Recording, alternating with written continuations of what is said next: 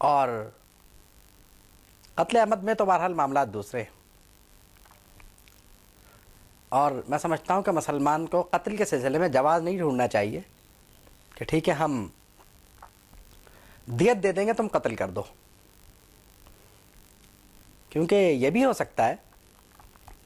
کہ دیت لینے والا تیار نہ ہو، وہ کہے نہیں میں تو قصاص میں اس کا قتل چاہتا ہوں، تو ایک گھر اس نے برباد کیا تھا، ایک مزید برباد ہوگا اس لیے کہ قتل کیا تھا تو قصاص میں قتل بھی ہوگا۔ تو اب اگر وہ دیت کو تیار نہیں ہوتا، تو آپ کیسے تیار کریں گے؟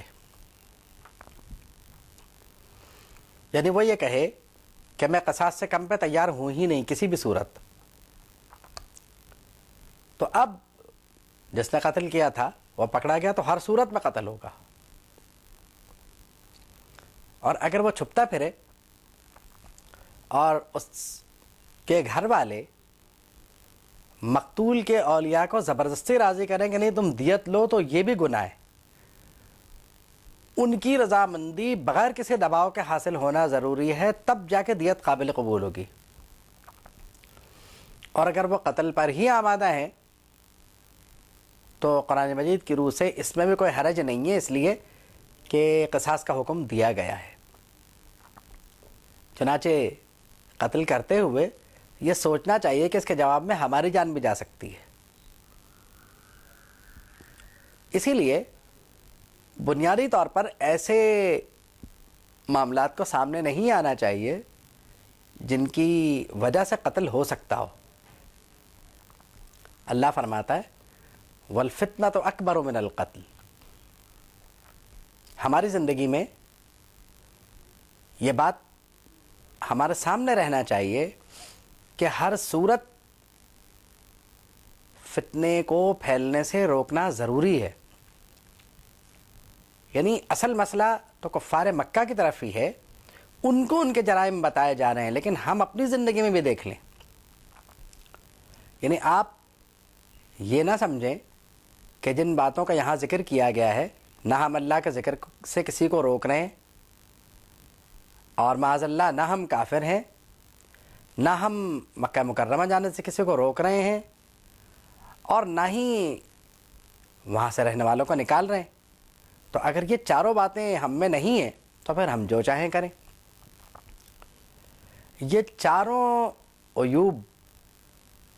کفار مکہ میں موجود تھے، اس لیے وہی گنوائے گئے، کیونکہ یہ بڑے تھے۔ چھوٹے موٹے تو بہت سارے ہوں گے ان میں، لیکن یہ چونکہ بڑے عیوب تھے تو ان کو گنوا دیا گیا۔ اور ہمارے زمانے میں عیوب کی فہرست چونکہ بہت زیادہ ہے، تو ان چار کے علاوہ ہم آیت کریمہ کے اس حصے سے جس میں فرمایا گیا وَالْفِتْنَةُ أَكْبَرُ مِنَ الْقَتْلِ، اس کو قاعدہ کلیہ بنا کر ہم یہ دیکھ لیں کہ کیا کچھ فتنے کے فہرست میں آ سکتا ہے، اس فتنے کو پھیلنے سے روکیں۔ کیونکہ ہمارے زمانے میں اس حصے سے فائدہ اٹھانا انتہائی آسان ہے کہ فتنہ قتل سے زیادہ بری بات ہے۔ تو اس لیے کہ فتنے کے نتیجے میں 1 2 3 4 5 6 10 یا 100 قتل ہو سکتے ہیں۔ افواہ پھیلانا بھی فتنے کے ضمن میں آتا ہے اور فتنے کے زمرے میں آتا ہے، کہ ہم اگر ایسی افواہیں پھیلائیں جس سے عامت المسلمین کو نقصان ہو، خوف پھیلے، ہراسانی پھیلے، تو یہ بھی بری بات ہے، اس سے بھی بہت کچھ ہو سکتا ہے۔ اگر کوئی شخص کسی افواہ کی وجہ سے کسی کو قتل کر دے تو آپ سوچیں فتنہ تو ہوا، تو معلوم یہ ہوا کہ افواہ سے یا فتنے سے جذبات مشتعل ہوتے ہیں، اور اس اشتعال کے نتیجے میں قتل ہو سکتا ہے۔ اسی لیے جو اسٹریٹ وائلنس ہے، گلیوں میں یہ جو وائلنس ہوتی رہتی ہے آئے دن، اور مختلف اسباب تلاش کرتا ہے انسان اور مختلف طرح کی افواہیں اڑائی جاتی ہیں، یہ بھی اسی زمرے میں آتی ہیں. یعنی ایسے اسباب جو انسان کو جرائم کی طرف لے جائیں فتنہ ہے، اور اس کے نتیجے میں قتل واقع ہو سکتا ہے. دیکھیں فتنہ پہلے ارشاد فرمایا گیا،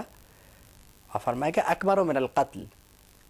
تو فتنے کو اور قتل کو مقابلے میں رکھ کر اس میں تفضیل کا صیغہ استعمال کر کے فرمایا کہ یہ زیادہ بری بات ہے. بات یہ ہے کہ کسی افواہ کے نتیجے میں لوٹ مار شروع ہو جائے، قتل شروع ہو جائیں، اغوا شروع ہو جائیں، تو یہ سب کا سب فتنے کا سبب بنا. یعنی فتنہ نہ ہوتا تو یہ سب کچھ نہ ہوتا، امن و امان باقی رہتا. تو فتنہ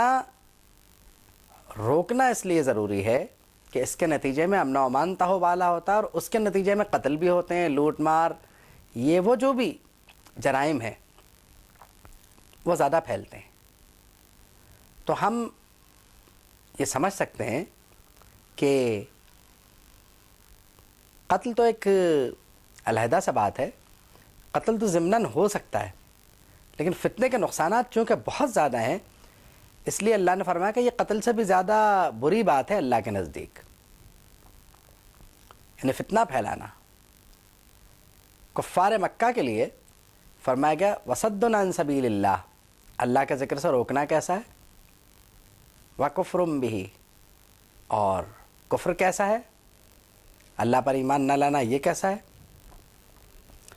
والمسجد الحرام، مسجد حرام سے روکنا کیسا ہے، وإخراج اہلہ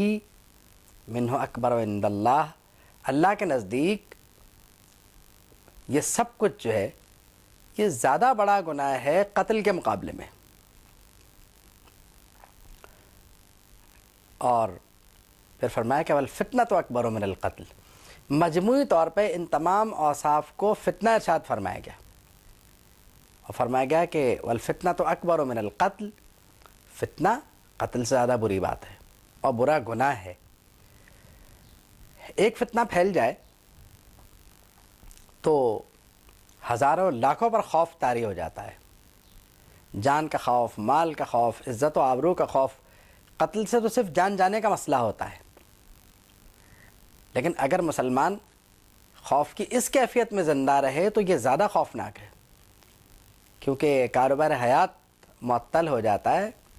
زندگی مفلوج ہو کے رہ جاتی ہے. آپ گھر سے باہر نہ نکل سکیں، آپ کے یہاں کوئی بیمار ہو تو آپ اسے باہر نہ لے کے نکل سکیں، اور باتیں نہ ہوں، اور چیزیں نہ ہوں. اب آپ یہ دیکھیے کہ حفاظت کی غرض سے آپ کو گھر سے نہ نکلنے دی جائے، یہ بات اور ہے.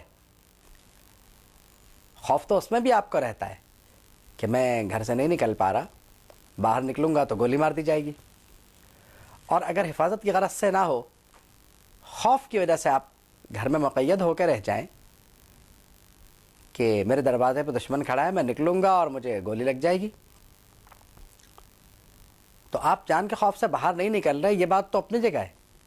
لیکن جو نقصان اس کے نتیجے میں ہو رہا ہے، آپ کے بچوں کو کھانے پینے کی اشیاء کی ضرورت ہوگی، آپ کو دواؤں کی ضرورت ہو سکتی ہے، دوا نہ ملنے کی صورت میں گھر میں رہنے والا جان سے جا سکتا ہے. اور ہمیں یہ بات کہنے میں قطعاً شرم محسوس نہیں کرنا چاہیے کہ جس نے فتنہ پھیلایا، جس نے افواہ پھیلائی، اور جس کے نتیجے میں لوگ گھر میں مقید ہوئے، اب اگر وہ جان سے جاتے ہیں تو بہرحال اس قتل کا گناہ جو ہے وہ ان پہ ہونا چاہیے، اور انہیں قتل کہنا، اس بات کو قتل کہنا چاہیے.